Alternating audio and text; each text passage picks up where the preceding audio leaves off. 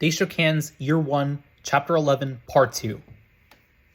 The stands began to murmur. The Gryffindor supporters clearly disgruntled with how the team was getting their collective clocks cleaned by the Slytherins. Many of them turned to leave, not wanting to see the end of it. Slytherin was 100 points up, 160 to 60. Well, time to go to work, here thought Harry as he looked out for the snitch.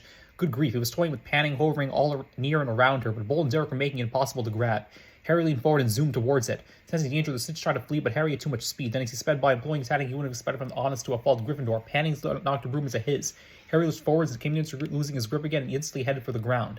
He almost crashed but fell off and to his knees. He retched, gagged, and spat up something shiny into his hands. Tiny fluttering wings shot out of the little golden ball. He wrapped his fingers around it. "I've caught the snitch," he yelled.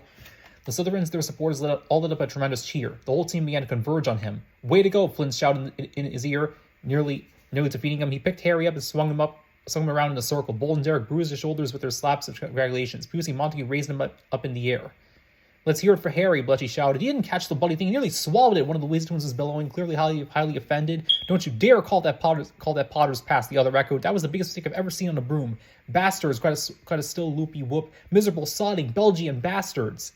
The final score of that completely unintentional catch by Potter put Slytherin at 310, Gryffindor at 60. Well, there won't be any celebrating Gryffindor Tower tonight. Harry and the rest of the team headed to the locker room and changed out of their robes. The boys had snagged Harry as he walked outside and pulled him behind Hagrid's hut. "Harry, you okay?" Drew asked instantly. "I'm fine, just a little scared," he replied, rushing in to fade away, leaving only weary exhaustion behind. "Where are the girls?" "They went back up to the castle. Imagine they'll be very glad to see you're all right." "Someone was jinxing your broom," Theo told him. Harry's jaw fell open. "Jinxing my broom? How?" "Not how? Who?" "It was Snape," Theo said, leaving no room for argument. "Bollocks," Crabbe snapped. "Quirrell was casting too. I saw him with my own eyes. I did." "One of the two was jinxing, the other was counter-jinxing," Quirrell explained to Harry. "We don't know which was which, so I set them both on fire to break their eye contact." "So what were you?" came a booming voice. They all cringed. He turned to see Hagrid standing there, arms full of disapproval written clearly across his face. "Hagrid, listen, please," Harry begged him. "Lighting teachers on fire? What sort of business are you all about? Goyle, is it? Well, you're coming up to the headmaster's office right now." "Hagrid, he was saving my life," Harry cried. Did you hear anything? Either Snape or Quirrell was jinxing my broom." "Rubbish. Snape must know that I knew he tried to get past the three-headed dog on Halloween," Harry said, just trying to persuade Hagrid that something funny was going on.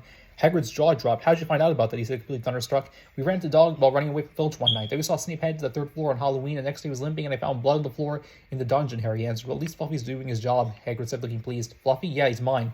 Got him from a Greek chap he met in the pub last year. He's here at school to guard." "Guard what?" Theo asked, insanely curious. "Never you mind. That package from Gringotts, right, Hagrid?" Harry asked, telling at the large man. "What are you doing talking about that, Harry? I told you it was secret Hogwarts business. It wasn't hard to figure out something funny is going on, Hagrid. See what happened to Gringotts, the dog, the limp, the blood. Every one of those things is odd." "From there we just used a little logic," Draco drawled. Hagrid's face got dark. "All of you better just leave this puzzle alone. You're meddling with things which are not your concern. Forget the dog, forget about the package from Gringotts. The matter is strictly between Bristol Dumbledore and Nicholas Flamel." "Flamel," Theo said triumphantly. Hagrid got red in the face. Out of here, all of you. Back to the castle, now." They ran. As quickly as they could, they got back to safety the dungeons. Theo immediately headed to the dormitory and began digging frankly through his box of chocolate fraud cards. "Where is it?" he half shouted as he rummaged. "Where's what?" Draco snapped him. He was irritated. Theo had been ignoring all questions for the past few minutes. "He's got to be here. Are you saying that Flamel is on one of your bloody cards?" Draco asked, clearly driven past politeness. "I know he's on one. I just don't know where it is. Good luck digging through that odd thousand," Crabbe chimed in. "Yeah," Goyle said. He looked at Harry. "Should we go tell the girls what we found out?" "Definitely," Harry agreed. "They're clever, and the more clever folks we have working on this puzzle, the better." Harry pulled his cloak around his shoulders and followed Goyle out to the corridor. "Goyle, I want to thank you for helping out today. You probably saved my life." Harry didn't talk with Goyle a whole lot, but the boy was clearly a good person, so that situation would have to change. Goyle blushed slightly. "Oh, it was nothing," he said. "You're my friend, Harry. No, I'm not quick, but I had to do something." "Well, I definitely appreciate it." Goyle grinned at him and patted him on the back with a big hand. "You watch my back, I'll watch yours." Harry tried not to wince as his knees nearly buckled. Goyle was a strong boy. He knocked on the door in the girls' half of the corridor with the plague reading first years. There was a short delay, and Tracy opened the door. "Harry," she cried, her worry evaporating like morning dew. She threw herself at him, hugging him tightly. "We were so worried. I thought you would plummet to certain death."